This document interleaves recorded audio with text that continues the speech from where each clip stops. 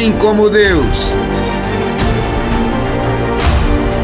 Ninguém como Deus.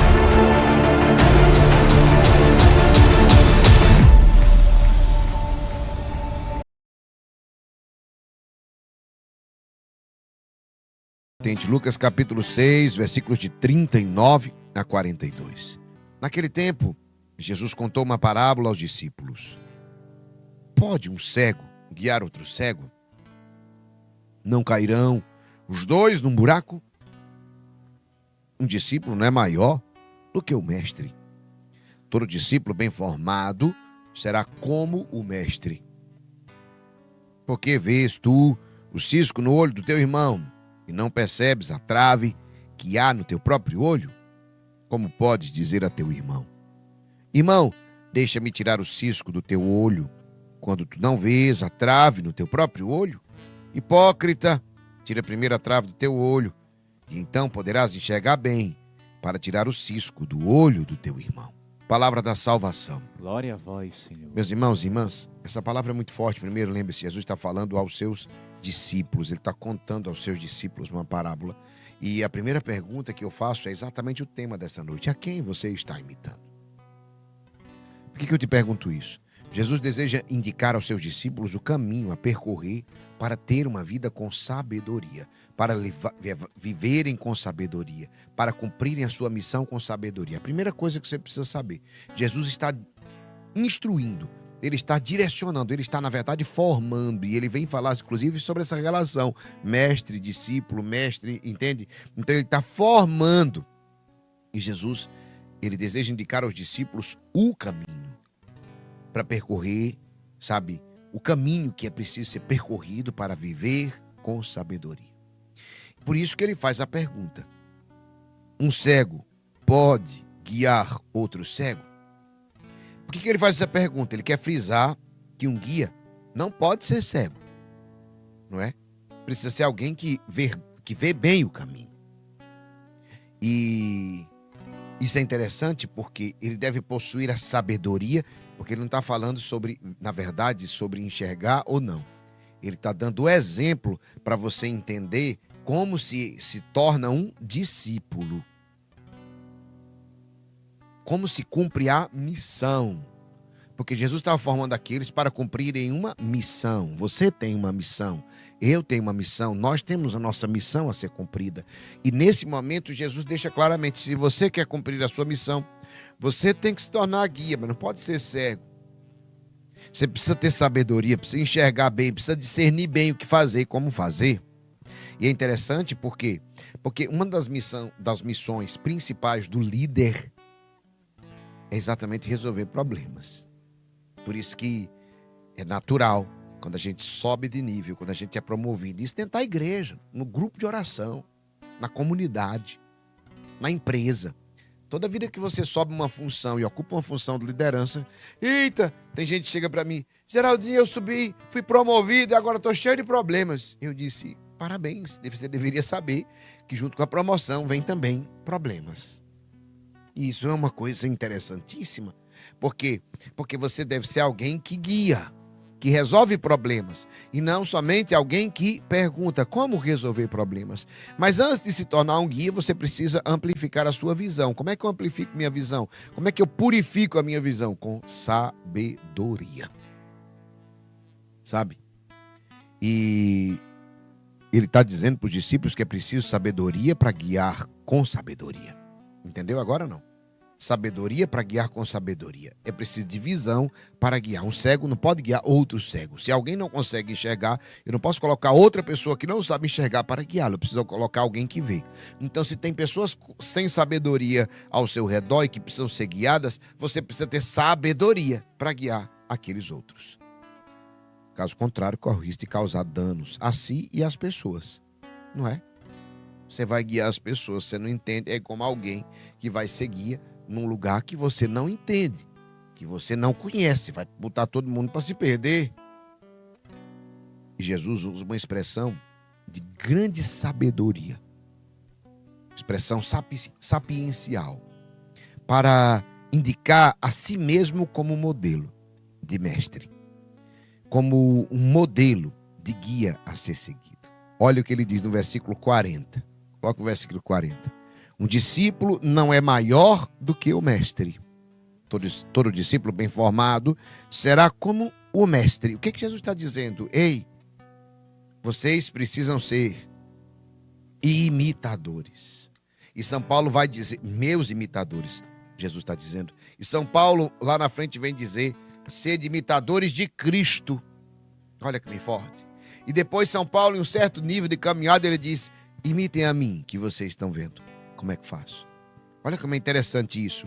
Jesus está usando exatamente essa missão de ser modelo, ele. E eu quero dizer, no mundo onde a gente imita tanta coisa, imita o artista, imita não sei quem, e tantos modelos péssimos hoje, né, como influenciadores. Ainda bem que nós temos bons influenciadores e vários, graças a Deus, não é?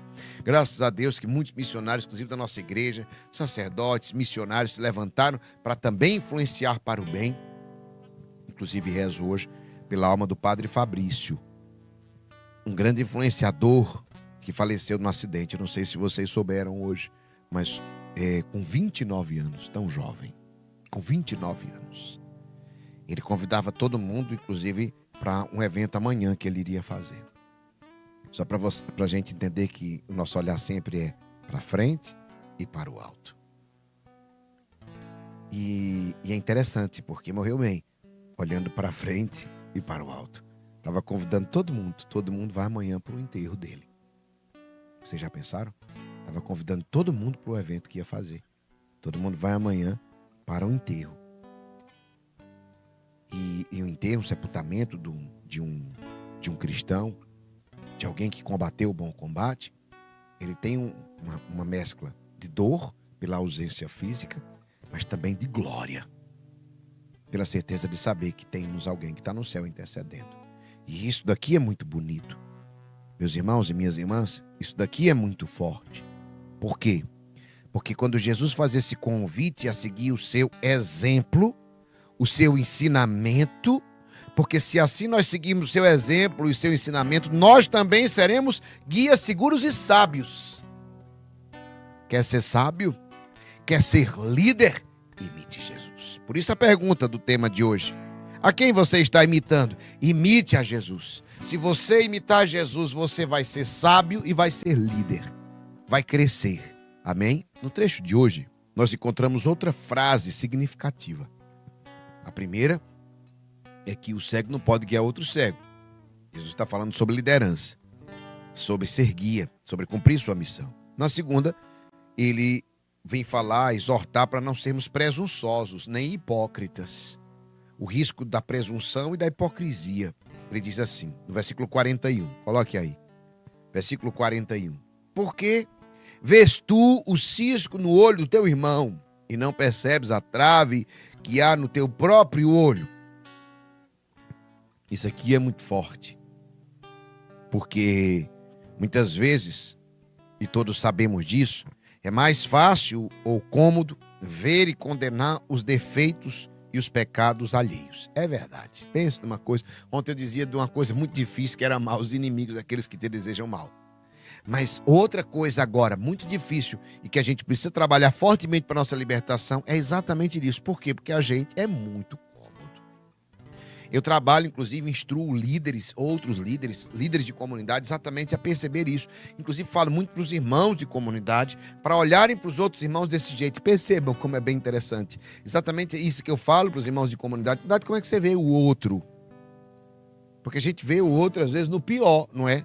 E Jesus estava dizendo isso, inclusive, por discípulos, que estava dizendo entre eles mesmo também, entre os irmãos de comunidade. Ei, como é que vocês se veem? Né?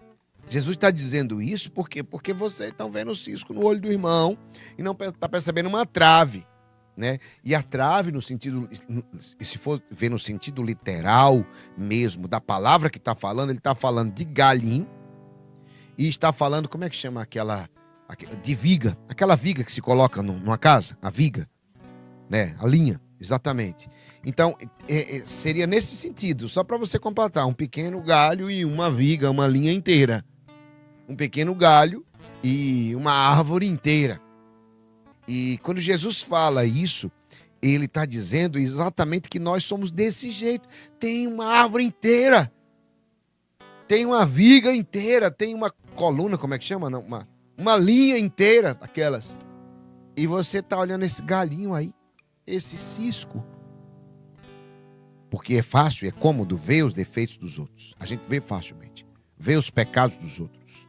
Você percebe até quando a gente diz assim, diga as qualidades. A gente diz 2, 3. Agora diga os defeitos de fulano. Meu amigo, você tem uma lista inacabável. É fácil de fazer uma lista dos defeitos das pessoas. Interessante isso. E por que é fácil? Porque é uma cortina de fumaça.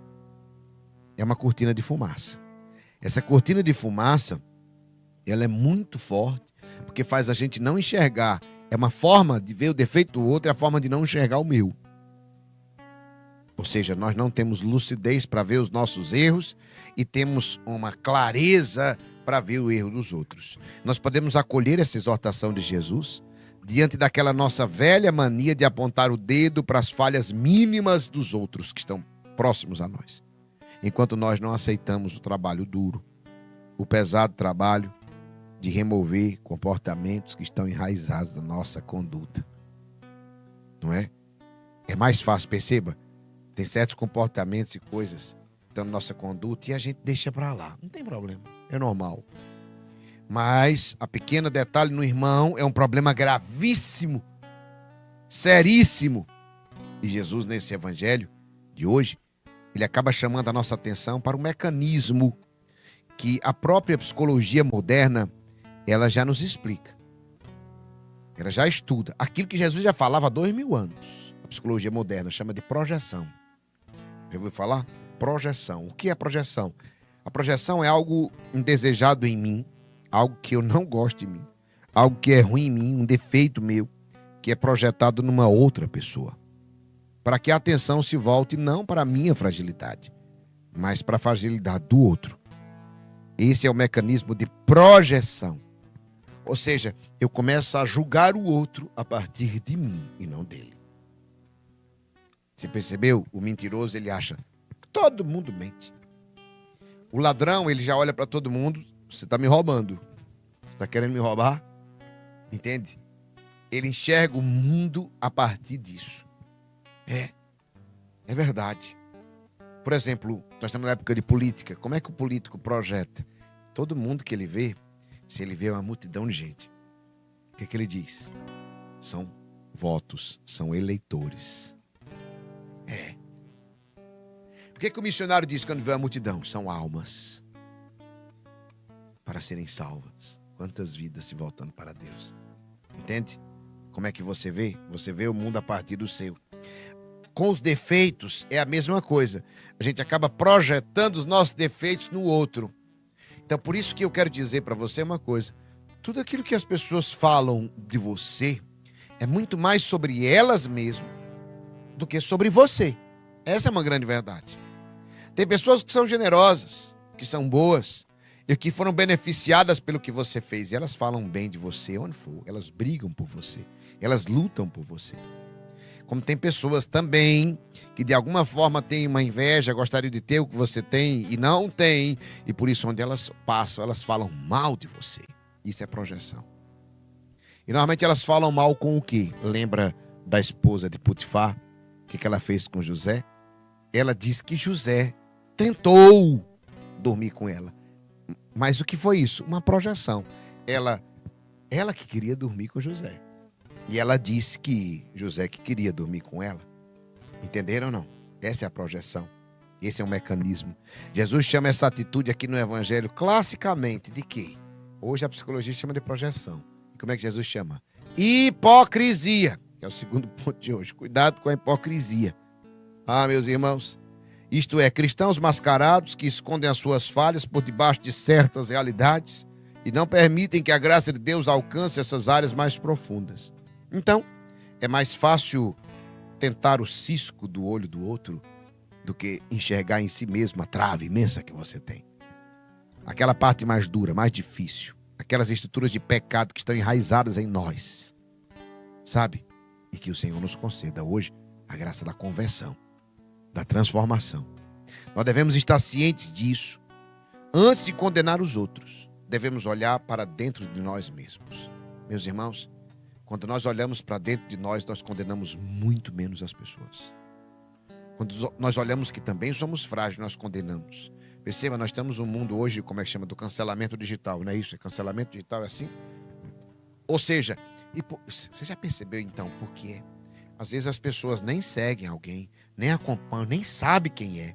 Mas quando alguém começa um cancelamento, todo mundo que nunca acompanhou, nunca deu um like, nunca nem participou, corre para lá para cancelar. Eu te digo, projeção é exatamente para esconder os seus defeitos ou para apedrejar os seus próprios defeitos no outro.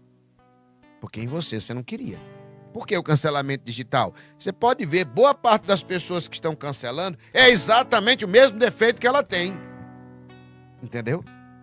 É o mesmo defeito que ela tem. É a oportunidade de publicamente, sabe, massacrar alguém, falar mal exatamente daquilo que é o seu defeito, mas que ninguém está vendo, todo mundo está vendo de fulano. É melhor todo mundo olhar para ele do que olhar para mim. Entenderam? Não se trata, que eu estou dizendo isso, de diminuir a gravidade de um erro cometido, nosso. Ah, não é porque é menor. Não, não. Não se trata de liberalismo a respeito do pecado. A ênfase que eu quero dar é sobre o caminho de purificação pessoal que nós devemos viver. Eu não estou diminuindo o pecado dos outros também por causa disso, não. Não é isso, não, porque não cabe a mim o julgamento do pecado dos outros. Cabe a minha conversão. Cabe a minha luta diária, porque eu também, você também, nós somos inclinados ao mal. O inimigo vai tentar a mim, a você, ou você é o único na terra que não é tentado, ou que não pecou. Então presta atenção, é o caminho de purificação pessoal que nós somos chamados a trilhar, para que uma vez purificados, nós sejamos também capazes de ajudar os nossos irmãos. Olha como é interessante as duas coisas. Aqui eles também saiam do erro e acolham a verdade. O cego não pode guiar outro cego. Esse texto é o evangelho de hoje. Por isso a necessidade de que nós temos de entrar nesse processo de purificação, corrigindo os nossos erros e não dos outros, para que com a inspiração que nós vamos dar, as pessoas possam também buscar a conversão. Ninguém converte ninguém dizendo, você precisa mudar. Não. A gente consegue inspirar as pessoas. Percebeu a junção das duas coisas agora, não? Por que eu preciso ter sabedoria? Por que Jesus está falando aos discípulos? O cego não pode guiar outro cego. Porque eu preciso olhar para dentro de mim, buscar uma purificação, buscar inspirar as pessoas. E aí eu posso ser guia. Não serei mais cego, serei sábio. Não estarei mais olhando para os pecados das pessoas, mas estarei inspirando uma transformação de vida. Por isso, a quem você está imitando? Imite a Jesus. Jesus não focava no pecado das pessoas, ele focava na libertação. Quando Jesus chega para aquela mulher adúltera, ele é o único que não chega para tirar a pedra.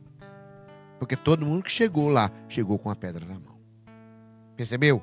O foco de Jesus. E Jesus podia, seguindo o mesmo conselho dele, meter-lhe a pedra nela, porque ele não tinha pecado, ele tinha condições de julgá-la, mas ele não fez. Sabedoria. Ele era o sábio.